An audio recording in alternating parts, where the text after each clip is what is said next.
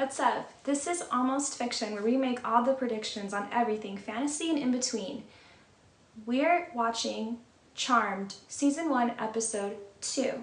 It is called I've Got You Under My Skin. It's a play on words, it's a Frank Sinatra reference, so let's check this episode out. So the episode starts with showing us Quake, the restaurant that Piper just got hired at, and as she's entering the restaurant, she's with Phoebe, and Phoebe's wearing her dress apparently. I'm a chef. I have no idea what I'm doing. Are you wearing my dress? And she's saying that Chef Moore with the phony accents. Who? Chef Moore. He of the phony accents. That's kind of funny. Remember that accent? How can we forget it, right? It's burned into our memories. Salty marinara. He decided to quit right after hiring her and left her as the restaurant manager, which she doesn't know how to do at all. So she's like nervous and frazzled as we always see her, and she's just doing all this extra work that she wasn't prepared to do instead of being the cook in the back. Well, Chef Moore decided to go open his own restaurant. So that's nice, you know, taking her into consideration there. Not. I don't see any customers complaining. Hello? I am not a restaurateur.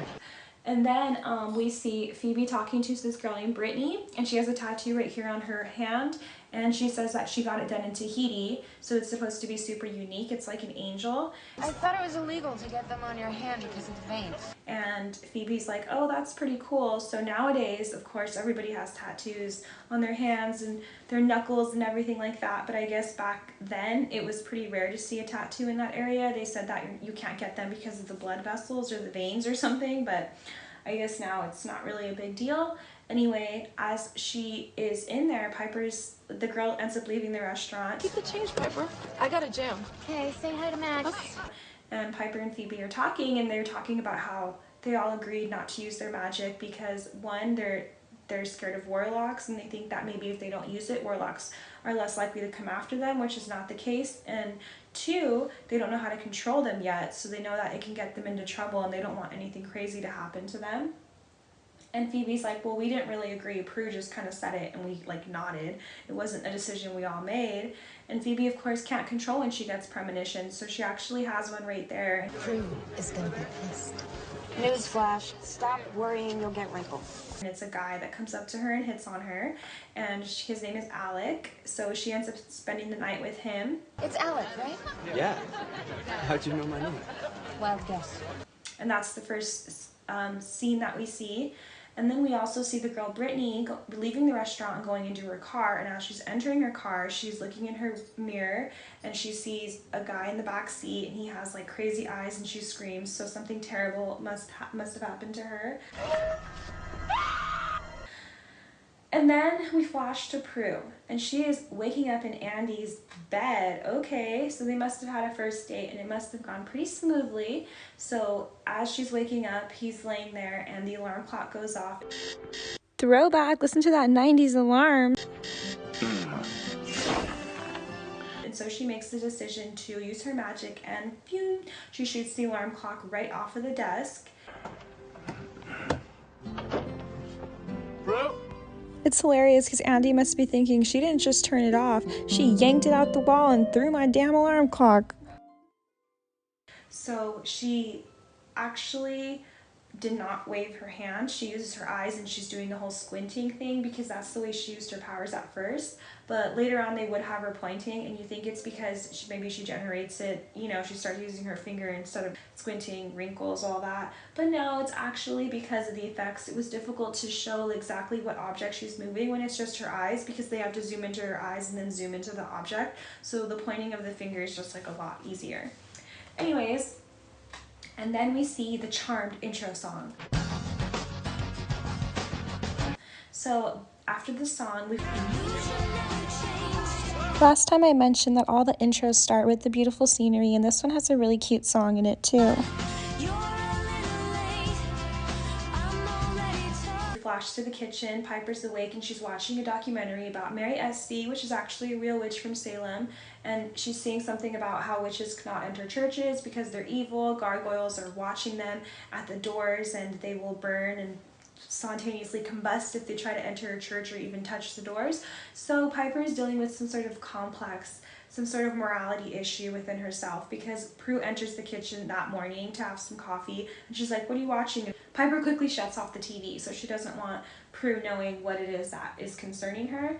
And Prue doesn't want to talk about what she did with Andy. She's being kind of hush-hush about it. She says that she didn't want things to go as fast as they did in high school, and she's kind of a little bit embarrassed at what happened. And then Phoebe walks into the kitchen and is like, "What happened?" And Piper goes ahead and relays the information, and Prue's like, "Why did you tell her?" So it's clear still that Prue and Phoebe are not all the way there yet. She's telling Piper more private things, and she's not willing to tell Phoebe. And Phoebe says, "Oh, I had a premonition last night. I spent the night with the guy that I met, and I'm not ashamed of anything that happened." And then Prue's like, "Oh my gosh, you had a premonition. Why did you do that? We agreed not to use our powers." And Phoebe's like, "Well, we didn't agree. You agreed." So she tells her exactly what she said at the restaurant. There's no behind her back nonsense. And Prue, of course, is upset that Phoebe used her magic, but the thing is, Prue used her magic as well, and Prue deliberately used her magic, because Phoebe cannot control when she gets a premonition, it just sort of happens. But in Prue's case, she definitely deliberately made the choice to knock that alarm clock off the table, and yet she's still upset with Phoebe. So that's not really fair, but she doesn't confess to using her magic, you know, she just feels like she's in control and she knows what she's doing, so she's gonna just keep that to herself. Anyways, after this we see a crime scene actually, and it's Daryl Morris, and he's talking about the 4 women that disappeared this week. So it's the 4th woman this week. It's always the 4th woman. And Andy's on the crime scene as well, and they're talking about how girls are disappearing near the Quake restaurant. So Daryl's like, "You better tell your sweetie to lock her door." So obviously he knows that Andy has started to date Prue, and he's making that very clear to his partner. I don't think Andy told him, but Daryl knows. And then they actually are filing a police report, because Brittany's boyfriend says that Brittany, the girl that we were introduced to previously with the angel tattoo, she never came home from Quake that night. And he's like, "It's not like her, you know, she always comes home." And they tell him like, "Don't worry, you should just go home and wait for her just in case she does come back." But they do know that it is something more serious, and they're just not gonna tell him because they don't need him freaking out, you know? So next we see Piper parked at the church, and she sees Pastor Williams, who knows her by name, and he's like, "Hey, are you dropping by the food from your restaurant?" So she literally just got hired at Quake, and apparently everybody knows it as her restaurant, so that's pretty funny. And she's like, "Yeah, I'm dropping off food later that we didn't use." So she brings food to the church. That's really sweet. And she's like, "I was watching documentaries, like, about what?" She goes, "She's like, what?" She's like, "Oh, nothing, never mind." And then she's like, "Hey, I was wondering, can beings enter the church?" And then he's like, "Beings, like what?" And then she's like, you know, he's like vampires?" And then she's like, "No, you know, witches." And then he goes, "Well, I put it to you this way, I wouldn't want to try." So then she's like, "Oh, okay, cool." And then he takes off, and then she approaches the doors of the church. She's about to enter, and she's looking at the statues and stuff.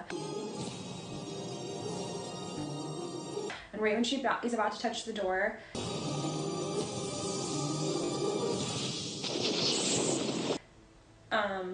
there's like a big ring of the church bells, and she freaks out and she runs off. So she doesn't get to try and see if she's gonna burn. So she doesn't get to really test her theory. She's still scared. And then we flash to Prue, and she's trying out for a new job already. She's over there. I guess she must have gotten an interview, and as she's getting into the elevator, her phone rings, and Andy calls her, of course. Andy, how did you get this number? I'm a detective, remember?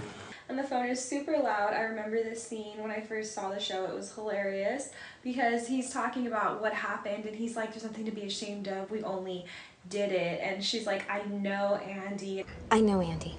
All we did was make love. I know Andy. And everybody in the elevator is so close and packed up next to her, and it's a bunch of men, and they're listening to her conversation. And there's one guy in there, and he's like, "Oh, do you work at the auction house?" And she's like, "Oh, no, I'm hired. I'm trying out for an interview." And as she's on the phone, she's like trying to distract the conversation. So Andy's trying to talk about their intimate moment, and she's like, "I don't know why I'm going to this job anyway. It's a stuffy old auction house." Yeah, just trying to change the subject. Stuffy old auction house. Don't know why they even called. Come on, Prue. And the guy is overhearing all of her whole conversation. And then when she hangs up, all the guys are being kind of awkward because they heard everything she was saying and they're just kind of like laughing because she's like, I left you a note, I just forgot, I just didn't leave it there for you, and it's kind of like embarrassing. Right, you were asleep. I didn't want to wake you. And then the numbers of the elevator are going and her number is so far away. So what does she do? She decides to use her powers and she stares at all the numbers and she makes all the floors skip and it goes straight to her floor. And as the doors open, she gets out of the elevator and the guy next to her is like, you're lucky, huh? And then she's like, oh yeah, I'm charmed, all right. And she storms out of the elevator. So that's an iconic moment right there. And by the way, she decided to use her powers again, even though they're technically not supposed to be using them. So I guess the rules apply to everybody else except Prue. In this next scene, we flash to Phoebe at Quake, the restaurant. She's giving somebody their drink, and it's a guy named Stefan, and he's like a famous photographer that she recognizes. And it's funny because as we zoom into the restaurant, there's a song playing, and it's the same song from the intro. It's a super cute song, though. I enjoy hearing it in the intro, so it's kind of funny to hear it again right here, but I like it. I'm not complaining. Here you go. Thanks. Thank you. I love this scene because Phoebe was giving the guy the drink at Quake, and she's not really working there, but she's just helping out her sister, and I think that's really cute of her. Like, she doesn't need to be at the restaurant, but of course Piper is basically running this restaurant now, so Phoebe's like helping out, and Piper's like, can you do a quick delivery? And Phoebe's like, sure. So that's really cute. Anyways, as she's talking to this guy Stefan, he's like, oh, she's like, I love your work. He's like a photographer, and then he's like, I'll always take a compliment from a beautiful woman. I'll always take a compliment from a gorgeous woman. Oh, I'm sure your girlfriend must appreciate that. And then she's like, I don't think your girlfriend really likes that. Like, right away looking at the girl sitting next to him. And then he's like, she's not my girlfriend. And then she's like, why are you whispering? And then the girl's like, excuse me. And she leaves like all furiously. She's not my girlfriend. Why are you whispering? Excuse me. And Phoebe's like, all right, well, see you later, talk to you later. And then the guy's like, oh, you want to take a picture, like a Porsche shoot? I'm doing a shoot this weekend. By the way, he says Porsche correctly. That's pretty cool. I'm in town for a couple of days doing a Porsche shoot. And she's like, he's like, you do model, right? She's like, in my dreams. It's a super cute scene. You do model, don't you? My dreams, yeah. So he gives her his number, and then as she runs up to Piper, she's like, is the guy at the end of the bar looking at me? Tall, brooding, very New York, which is a perfect description for Stefan. Yes. And then Piper, first she says, is that guy at the bar staring at me? And then Piper's like, a lot of guys at the bar are staring at you. Is that guy at the bar staring at me? A lot of guys at the bar are staring at you. And then she's like, tall, brooding, New York. And then Piper looks, and she's like, sorry, no. Sorry, no. And then she runs off, and then Phoebe looks over, and it's not the same guy. So Piper actually did not see Stefan, and she wasn't talking about the right guy. As Prue's walking into the interview, she's introduced to Rex Buckland, aka Elevator Guy, who was starting a conversation with her. And right away he's like, welcome to my stuffy old auction house. So that's great. He heard her conversation and he's upset about it apparently, so that's awesome. And by the way, he lied when he first met her because he's like, do you work at the auction house up there? Which he's the guy she's interviewing with, so obviously he should know his employees. He was lying. I don't know why he did that. So now he's all upset that she called it a stuffy old auction house, but I'm sure if he had told her, like, oh, I'm the guy working up there, she probably wouldn't have said that, so that's kind of not fair to judge her based on that conversation, which she does end up telling him later. But so far, this interview is not off to a good start. And then we flash to Stefan, and he's doing a car shoot with the Porsche with that girl that was at the restaurant with him, and she is tied up, and she's like, please let me go, Stefan. And he's like, it's not Stefan, it's Javna. Please, Stefan! It's Javna. And he sounds so weird, and he gets all creepy looking because I guess this is the way that they wanted to make the warlocks look. They made them look like regular people who can shift into really ugly creatures apparently, because that's just how they portrayed them then. So of course he gets all old and ugly, and he has like beams coming out of his eyes, and he shoots them into her eyes. Oh my god! Wait! And then when he's done, she doesn't fade away or anything, like disappear. Her hair turns all gray, and she's kind of like delusional, like muttering crazy things, and then he like giggles, and that's the end of the scene. So I'm not sure what he's getting out of these ladies, but he's not taking away their, you know, he's not ending things. I don't know exactly what he's doing, but he's pretty pleased with himself. So Stefan is really Javna. So Prue goes in for the job and the guy is pretty upset and he's like, well, everything looks really good, but you know, you did say that you're all wrong for the job in the elevator. And then she's like, all right, well, have a good day. And she's gonna leave, but she's like, I don't think you should be judging me based off of a conversation you heard that was private. And he's like, yeah, I guess you're right. I'm just very protective because I'm taking over after my dad and I do want to take things in a different route. So I guess we can accept the way that he acted because he's being overprotective of the auction house. And as Prue's about to leave, thinking that things went okay, I guess, somebody calls and says like, Mr. Buckland, your next interview is in. Should I send him in? They make it a point to say him. And then he's like, yes, send him in, like literally right in front of Prue. So obviously she didn't get the job, you know? And then as she's leaving, she's about to walk out and she's like, you know. And of course she steps up the way we know she does and she's like, just because I didn't like look for this job and like seek it out doesn't mean that I don't want it. It doesn't mean that I won't do a great job. My expertise range from blah blah blah blah blah. Anything you see, I can identify it. I'm perfect for this job. I want it. And like she leaves and like basically leaves a really good she leaves a good first impression on him with all she said. She's like, just because I didn't look for this job doesn't mean that I don't want it, okay? And then she leaves, and it's a pretty cool girl boss moment right there. She definitely steps up to him, and she proves that she's gonna be great at this job if she does get it. So that's a pretty cool scene. And then we flash to Phoebe and Piper, and they're at the church, and they're delivering the food that they're supposed to deliver. And they are talking and Phoebe's like, yeah, now that I'm a witch I can tell if like, you know, it's gonna be any good before I hook up with somebody. And they're giving the food to the people as they're talking and Piper's like, Phoebe, be careful, that guy heard you. Because as she's talking, the guy's like, what? And she's like, hi. Anyways, yeah, now that I'm a witch, like really not caring. And Piper's like, be careful. And Phoebe's like, there's careful and then there's paranoid. Do you want to talk about it? And Piper's like, talk about what? So Phoebe's so insightful. Like right away she can tell like Piper's obviously having some sort of issue with her identity, an issue with what exactly is going on with them. It's more than just like, be careful, people might hear you. There's like a fear there and Phoebe senses it right away. Then the pastor comes over and talks to them again and Piper's like, hey, I have a quick question, you know, about witches. And then the pastor's like, you know, I don't usually hear this conversation ever, like once a day. And then he's like, especially twice a day, you know, like this never really comes up. But he tells her basically, put a witch to death, she's evil. So he's not for witches at all. So Piper hears what he says and she just continues to be nervous and anxious because that does not ease her thoughts at all. It's basically the worst thing he could have said to her. She asks what he thinks of witches and that's his response.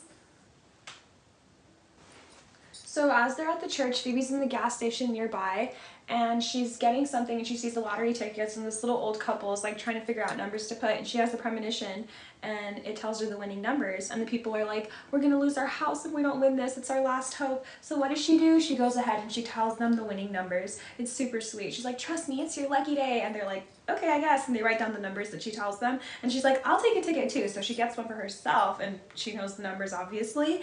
And as she gets back into the car with Piper, she's in a super good mood and Piper's like, what's up? And then she's like, nothing, and like doesn't tell her. So I think that could allude to many things, like maybe she kind of knows what she did is like pushing the limit a little bit, so that's why she doesn't want to tell her. Like, I don't know why you wouldn't tell her about the old people maybe losing their house because that's really sweet, but I can see why you might not want to mention the whole you bought a lottery ticket yourself because they don't really know about personal gain, this idea yet. But it still seems a little crazy to like use your powers to do something like that, you know?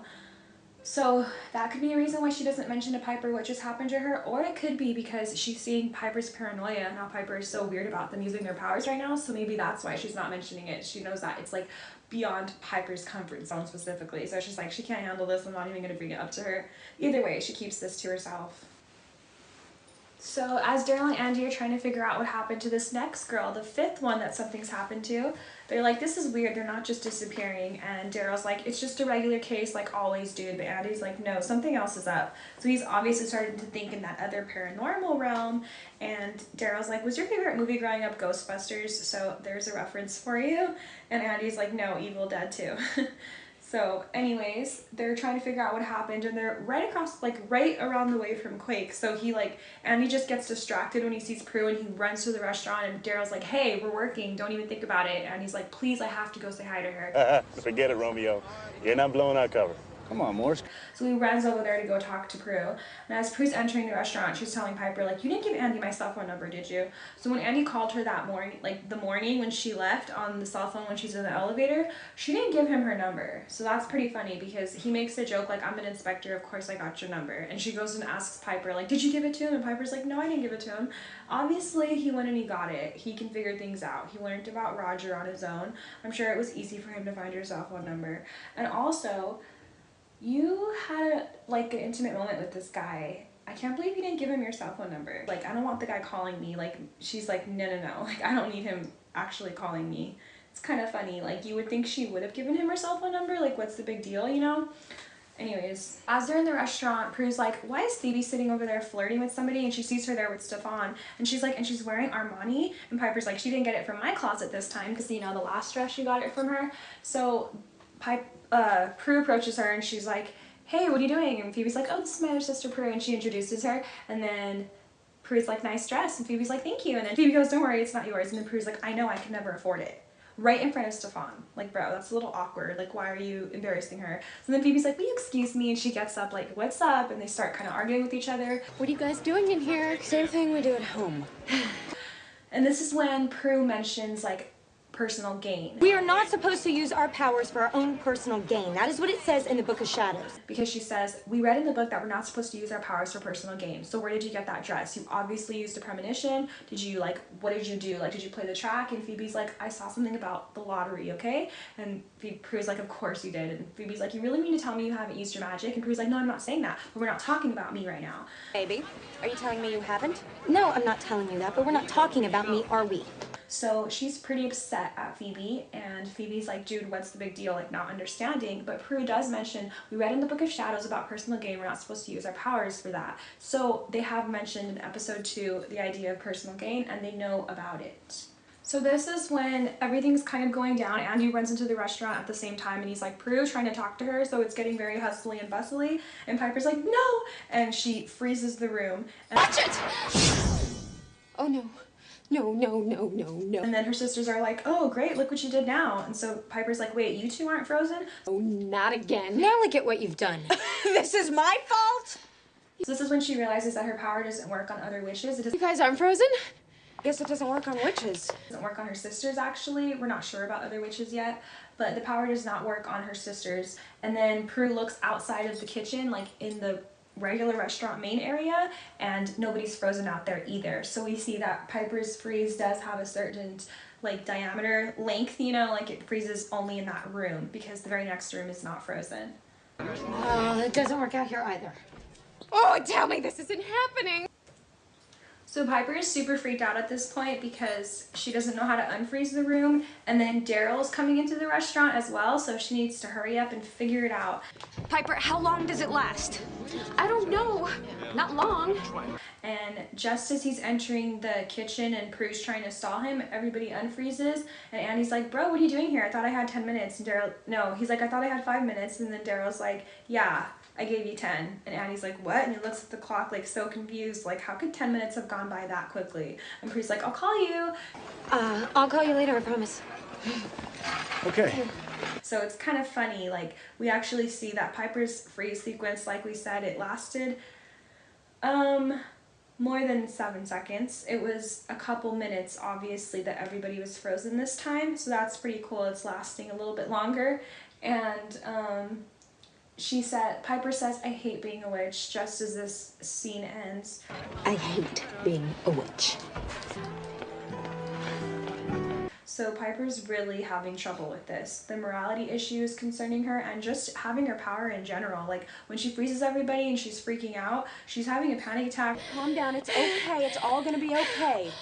She's breathing like dramatically. Like it's just a horrible situation for her. Okay, breathe, Piper, breathe. Like I definitely feel her in this situation because I think when she learns how to unfreeze too, it might be a little bit easier. It might not be so scary, but right now it's definitely like really difficult to deal with. Next we see back at the house, Piper's there and she's looking through the Book of Shadows on her own actually, and Phoebe walks in on her looking at the book, and Phoebe's like, "What's the matter? What are you looking at?" And this is when they have a nice sentimental conversation because Phoebe's been noticing that Piper's been really concerned and like worried and like just scared, you know? They open up and they have a nice sweet conversation again like the first episode, and Piper opens up to her and tells her basically like, we don't know where these powers came from. Like her main consensus is like, I don't want to be a witch. I never wanted to be a witch. I just want to be normal again. As messed up as that was. I don't know where these powers came from. We don't know why we have them. We could be just like Jeremy. We could be like all these other creatures we're facing. Like, how do we know that we're good? And Phoebe's like, You are the sweetest, most caring person I have ever met. No, I mean that. You are. You're always there to help anybody, even strangers. dude, you're the nicest person, like the nicest, sweetest person I know. Like, if I know anything, I know that you're good. So obviously it has to be a gift, these powers. And that's when she uses the word gift. So there's no way that you've been given this gift if it wasn't to do good things with it. And Piper's like, well, I'm still not sure. Like, she's dealing with this issue, and it's really sweet, Phoebe's words, but it's not completely what Piper needs to hear. Like, it doesn't completely consolidate her, you know? She's just like, thank you, and I guess they're gifts, but, you know, deep down she's, like, still scared about the whole church issue. She didn't mention that to Phoebe. Besides, if anyone should be concerned with being bad, it's me, right? And Phoebe's like, if anybody has to be concerned about being bad, it's me, right? She kind of throws a little joke in there, and Piper giggles. You've got nothing to be afraid of. And then Phoebe's like, well, I'm off to get my picture taken. So she's off to go meet Stefan. It's Javna.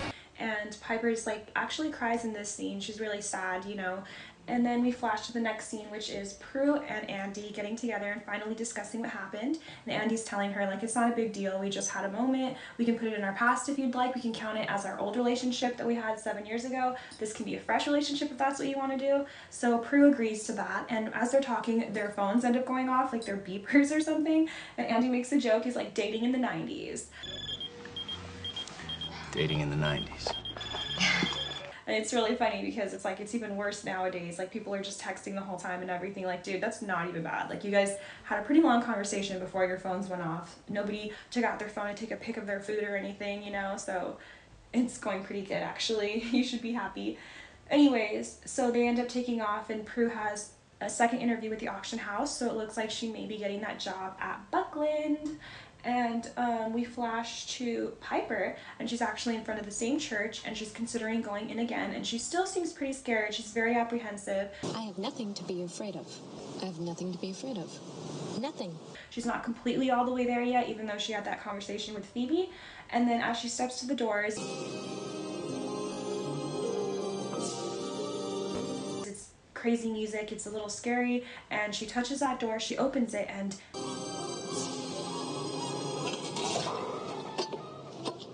nothing happens. She's okay. So I think this is like a godsend. Like, it's definitely the message that she needed, because it just takes away all of her fears. And you can tell that after this moment, she actually is a little bit nervous, and she steps her foot into the church, like, just to make sure. And she's fine, of course, and she just screams like, I'm good, and she puts her hands up, and she's so happy.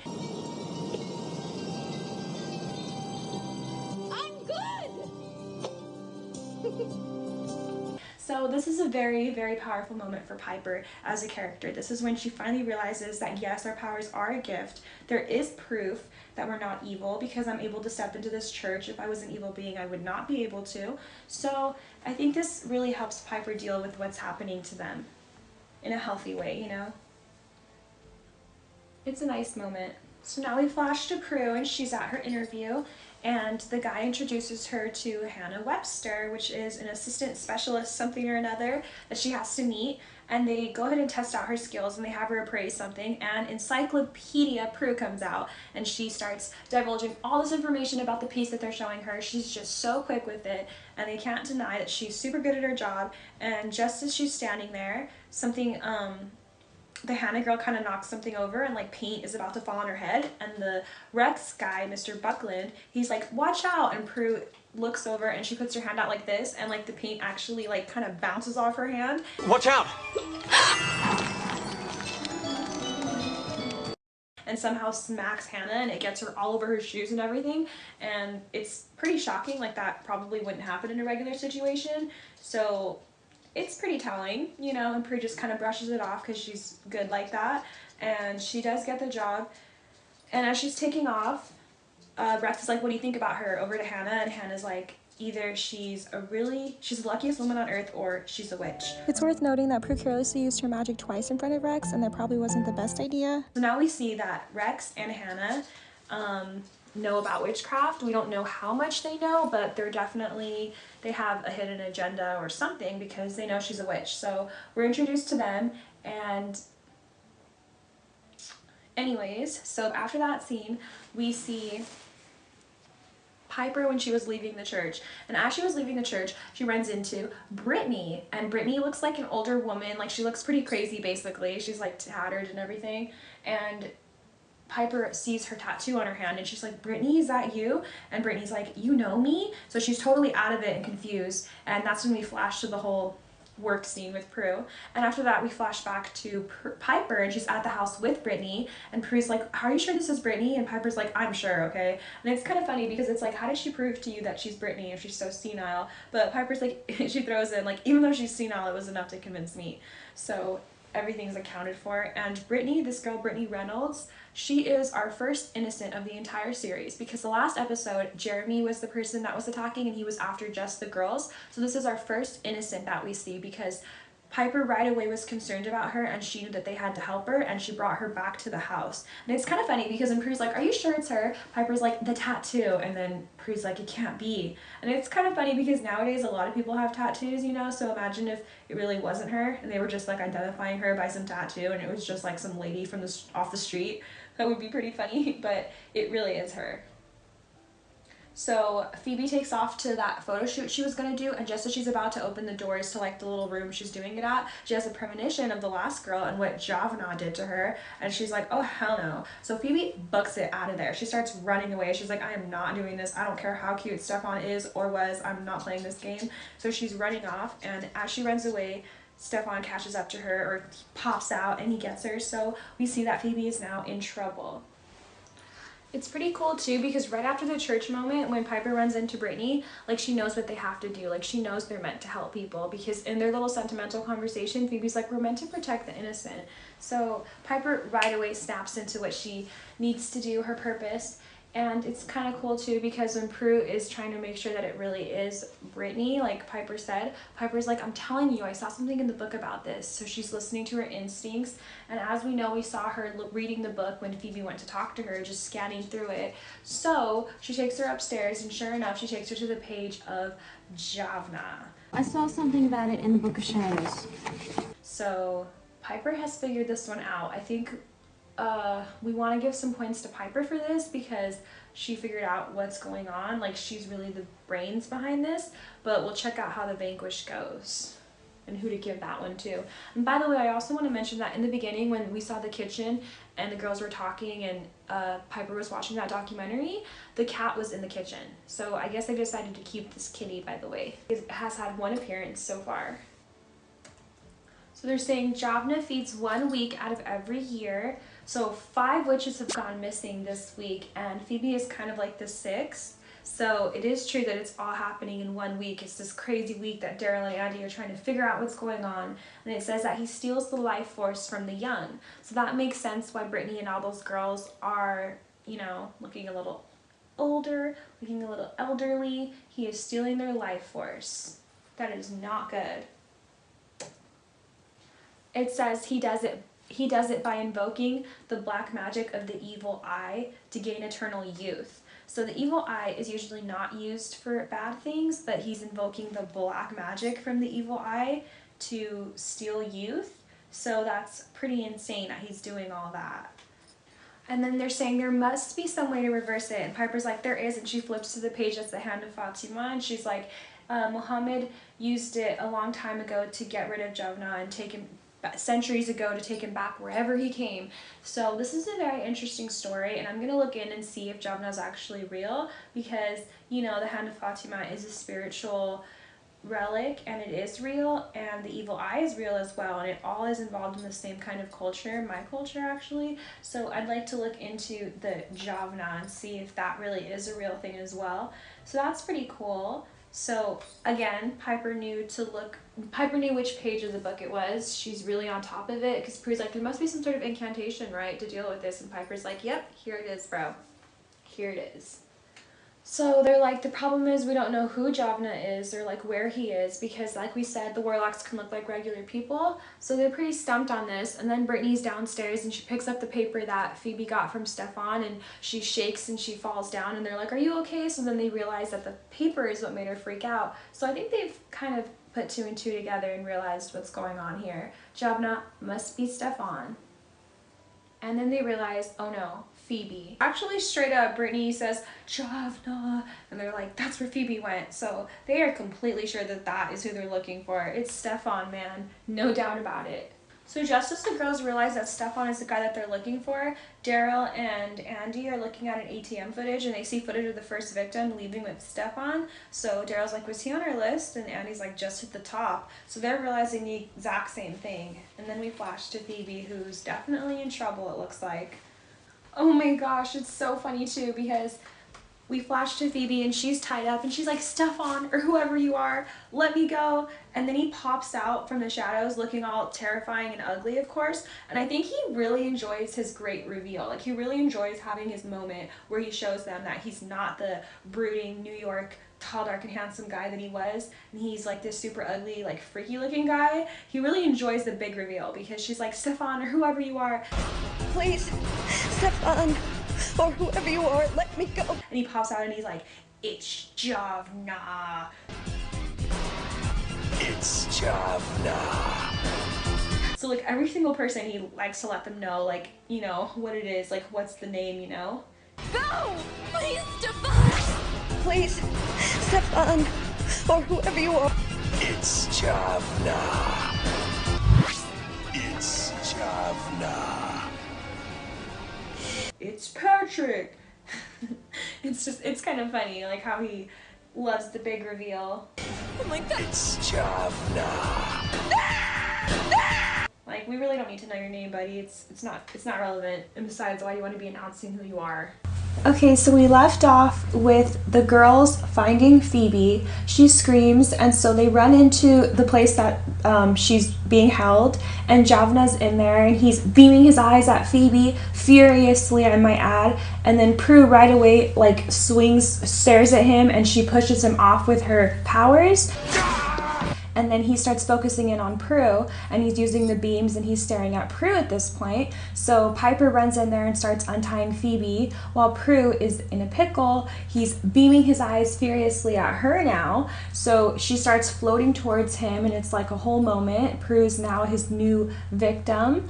And then Phoebe yells, Prue, the mirror. So Prue immediately grabs the mirror, and then it like, the light ricochets from his eyes into, like, it was hitting Prue, so the light ricochets and hits him in his own eyes, and then he starts like freaking out, and he diverts in the other direction. And then Prue runs up to her sisters. They say a spell together. The Hand of Fatima kind of appears on Prue's palm. So Prue's palm is like sparkling and all this stuff, and she lifts it up in the air as they're saying the spell. So notice, by the way, that it's Prue's hand that they use. I just want to add that. So they finally vanquish him, and when he disappears, he actually fades away, and then he turns into a skeleton, and then he like poofs into dust. and then he just scatters everywhere and disappears. So that's a pretty interesting vanquish because it's kind of symbolizing like that he ages right at the spot, like super quickly, like all the youth goes away, I guess, and he's just like poof into dust.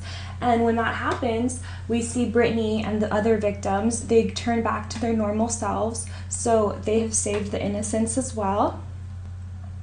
That was our first innocent situation that we ever saw, was Brittany, so that was pretty valuable. And then after the vanquish, the girls walk out of the room, and sure enough, Andy and Daryl are there, and they're there to catch Stefan, who they think is the guy that's the stalker getting all these women. And Phoebe tells them, like, oh, I was about to have a photo shoot with him. They're like, do you know how lucky you are? And she's like, yeah. And then Daryl goes to check it out to see if Stefan's in there. Of course he's not. And he's like, I'm gonna go check around because his car is still here. He had a pretty nice car, by the way, the Porsche, so I wonder what's gonna happen with the car, you know, because he's obviously gone. But anyways, they don't end up finding him, so that's the first criminal that they don't catch for the San Francisco Police Department, because that, you know, he's a demon, so he's gone. But it's kind of like a loss for the San Francisco Police Department. And Andy asks the girls why they're there, and they say, oh, Phoebe's car was having trouble starting, so we came to help her. And Andy immediately puts the key in the lock, and the car just starts like nothing. So then Phoebe's like, maybe we should go. Hey, how about that? You fixed it. How about that? Maybe we should go. Good idea. She can take a hint, and then Prue and Andy are left talking, and Prue's like, I'll call you, and then he's just like, sure. Call me? Sure.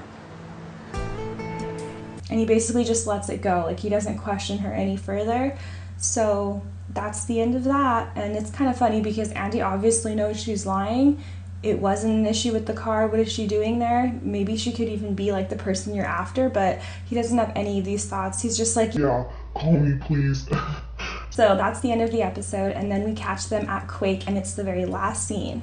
I don't know if I mentioned it, but the spell that they use to vanquish Javna is a power of 3 spell, so it requires the 3 sisters. However, I would say this episode, I would give it to Piper for the vanquish, because she is the one that found the demon, she found the innocent, and it really was about her coming to terms with being a witch and accepting that they're good witches and they're meant to protect people. So I really think this episode centered around Piper personally.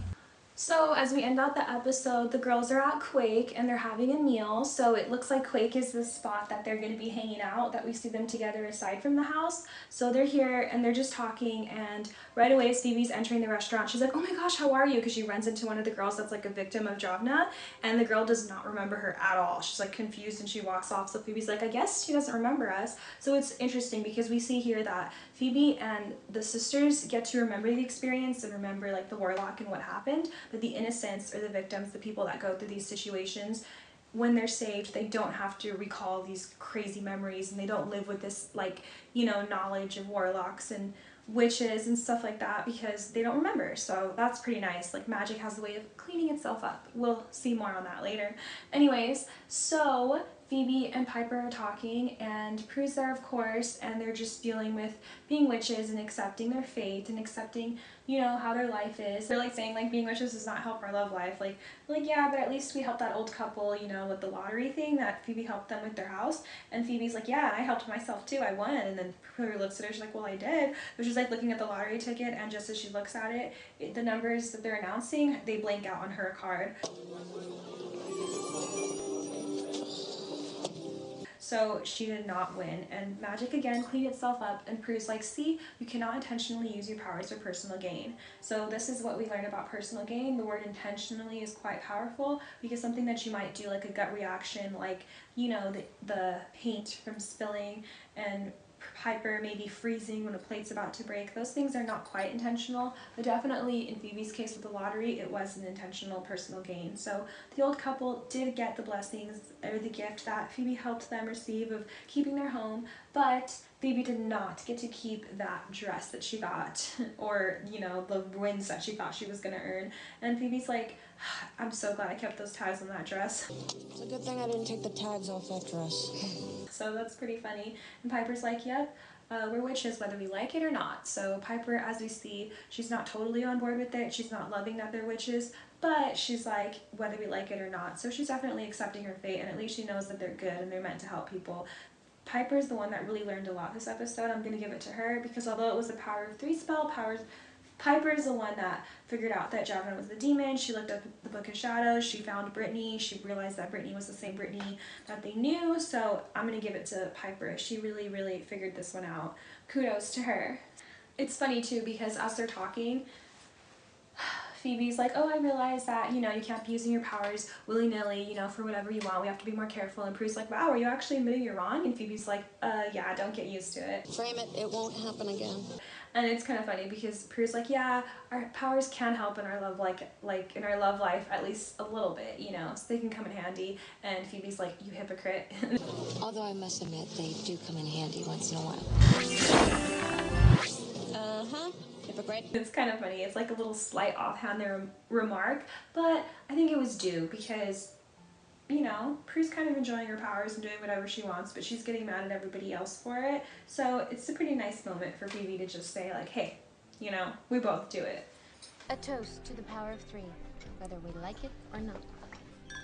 And they cheers because they are witches whether they like it or not. So we end out this episode. This has been Almost Fiction Charmed Edition. So that was a really fun one, and we didn't really have too many crazy magical beings or crazy settings or anything like that, so we were able to run through this one a little bit quicker than the first one, but it was still pretty fun. The I've Got You Under My Skin, that was a fun little reference because, you know, the skin, the tattoo, that was a big deal this episode, so that's a cute name. And yeah, thank you so much for watching. Until the next episode, blessed be. Bye.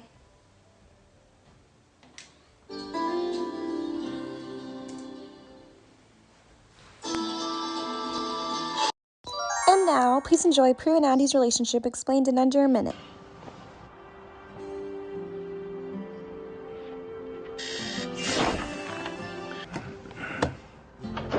Prue?